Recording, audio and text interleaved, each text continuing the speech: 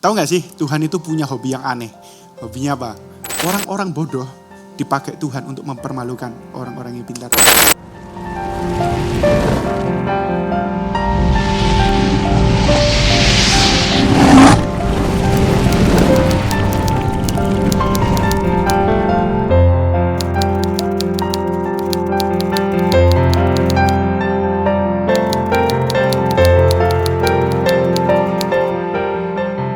Lion of Judah!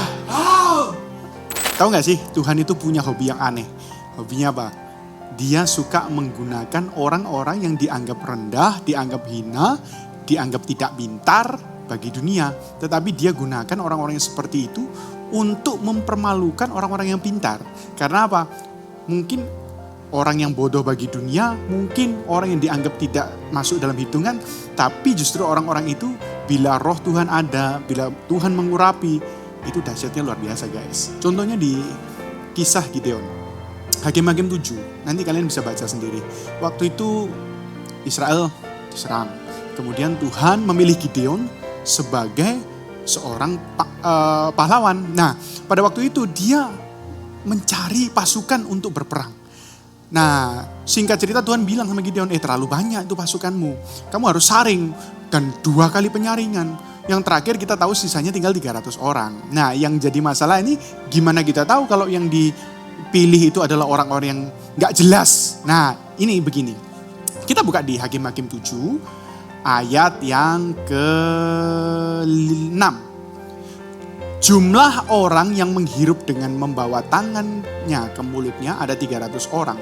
Tetapi yang lain dari rakyat itu semuanya berlutut untuk minum. Lalu berfirmanlah Tuhan kepada Gideon, dengan ke-300 orang yang menghirup itu akan kuselamatkan kamu. Aku akan menyerahkan orang Midian ke dalam tanganmu, tetapi yang lain dari rakyat itu semuanya boleh pergi masing-masing ke tempat kediamannya. Ayat 6, saya ulangi ya.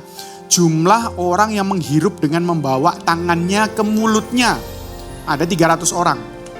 Nah, banyak orang itu mentafsirkan begini, ya itu kan beretika, sopan santun, itu kan bagus. Nah, sebenarnya kita harus belajar dari adat istiadat dari orang Yahudi, terutama di pelajaran peperangan orang Yahudi. Tahu nggak sih, sebenarnya ada SOP seorang pejuang atau tentara, di mana di tangan kanan harus membawa pedang. Maksudnya tangan yang, kalau mereka kidal ya tangan kiri membawa pedang. Di tangan satunya mereka membawa perisai. Jadi kedua tangan itu penuh, occupied. Ya itulah. 2 tangan ini terisi, yang satu pegang pedang, yang satu pegang perisai. Nah, pada waktu mereka minum, mereka tuh SOP itu tidak boleh meletakkan ini. Standar operating procedure ini nggak boleh meletakkan senjata dan perisai. Kenapa? Karena begitu mereka minum, kalau mereka menggunakan tangan, nanti begitu ada panah datang dari seberang sungai, panah, mereka bingung cari senjata gua yang mana, perisai gua yang mana. Ya akhirnya mereka mati semua di saat mereka minum. Karena kan mereka posisinya kan paling rentan tuh di saat mereka minum. Tapi justru tentara yang baik diajarkan untuk tidak pernah melepaskan pedang, tidak pernah melepaskan perisai. Sehingga semua di antara mereka itu minum harus menaruh kepalanya ke air. Seakan-akan seperti anjing. Padahal itu adalah SOP seorang tentara. Jadi pada waktu mereka minum, ini pegang nih ya, masih pegang, mereka minum. Tiba-tiba ada yang teriak, ada panah dari atas. Mereka bisa langsung tutupin kepala mereka pakai perisai. Jadi mereka membentuk satu formasi, mereka pakai perisai, Jadi mereka nggak sampai kena panah gitu loh. Maksudnya ada perlindungan, ada strateginya. Tapi kalau orang yang meletakkan, mereka taruh nih, minum begini nih. Begitu panah, bingung, waduh senjata mana, perisai mana. Ini tidak boleh. Jadi sebenarnya bukan masalah etika, bukan masalah baik atau benar. Mungkin pandangan lain juga mengatakan seperti itu. Tapi yang mau bilang begini, orang-orang yang tidak turut pada SOP, maksudnya orang-orang yang lalai, orang-orang yang gak cekatan, bukanlah seorang pejuang sejati, bukanlah seorang tentara yang hebat, bukanlah seorang tentara yang ingat pelajaran tentang ketentaraannya.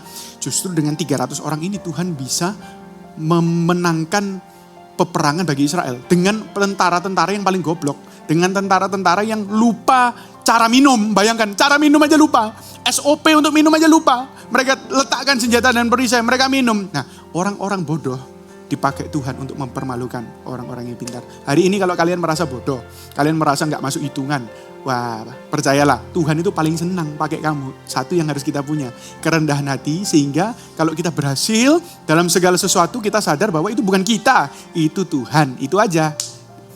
Sampai jumpa, lain wujudnya, home.